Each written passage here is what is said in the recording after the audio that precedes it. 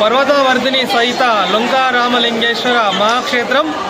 ఇక్కడ ఈ క్షేత్రం పవిత్రత ఏంటంటే స్వయంగా స్వామివారే ఇష్టలింగాన్ని ఏర్పరచుకున్నటువంటి పురాణంగా చెప్తున్నటువంటి నమ్మకం.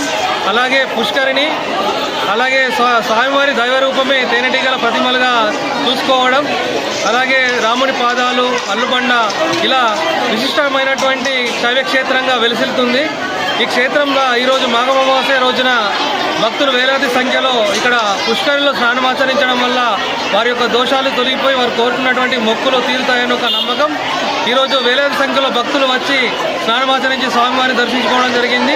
అలాగే భక్తులకు ఎలాంటి ఇబ్బందులు కలగకూడదని ఆలయ కమిటీ ఆధ్వర్యంలో అన్నదాన కార్యక్రమం చేపట్టడం జరిగింది. ఈ అన్నదాన కార్యక్రమానికి మా దాతలు ముందుకు రావడం జరిగింది. వారు దాతలందరికీ ఆలయ కమిటీ తరఫున ప్రత్యేక కృతజ్ఞతలు తెలపడం జరుగుతుంది. పర్వతవర్ధిని సహిత శ్రీ శ్రీ శ్రీ లొంకరామలింగేశ్వర స్వామి ఆలయం లొంక. ఈ లొంక క్షేత్రం అనేది శ్రీరాముడి చేత ఇసుకలింగంతో ఏర్పాటు చేయననేది 2 లోయల మధ్య ఏర్పడినటువంటి క్షేత్రమే లొంక. ఇది త్రేతాయుగంలో ఏర్పడినటువంటి ఆలయం. ఈ ఆలయం అతి పురాతన ఆలయం. ఈ క్షేత్రానికి వచ్చినటువంటి భక్తులు వారి యొక్క కోరికలు నెరవేరుతాయని చెప్పేసి ఆలోచనతో ఇక్కడికి వస్తుంటారు. వివిధ రాష్ట్రాల నుంచి ఇక్కడికి ఎక్కువ మొత్తంలో భక్తులు వస్తుంటారు. వారి కోరికలు నెరవేరడంతోనే ఇక్కడికి వస్తున్నారనేటటువంటిది చాలా భక్తుల యొక్క నమ్మకం. దీనికి సంబంధించి ఆలయ అభివృద్ధి కమిటీ వారు కూడా అన్ని రకాల ఏర్పాట్లు చేయడం జరిగింది. ప్రత్యేకంగా చెప్పదలసింది ఏంటంటే ప్రతి సంవత్సరం ఇక్కడ మాఘ అమావాస్య రోజు ప్రత్యేక స్నానాలు అనేటటువంటి కార్యక్రమాన్ని ఏర్పాటు చేస్తారు ఆలయ కమిటీ వారు. సో ఆ కార్యక్రమానికి భక్తులు అధికంగా వస్తుంటారు. వారి కోరికలు నెరవేరుతాయని, అంటే ఎక్కడైతే కోనేరు ఉందో ఆ కోనేటిలో స్నానాలు చేయడం వల్ల వారి కోరికలు నెరవేరుతాయని చెప్పేసి, అంతేకాకుండా వాళ్ళ ఆయురారోగ్యాలు కూడా ఉంటాయని భక్తుల యొక్క నమ్మకం.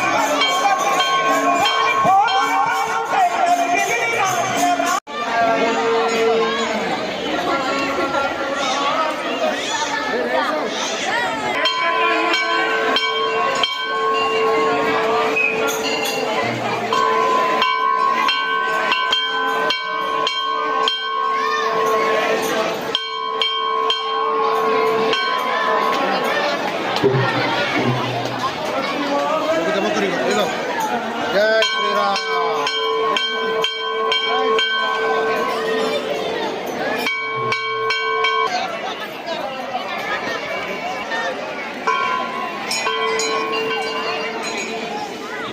నమస్తే రాజపురాణం.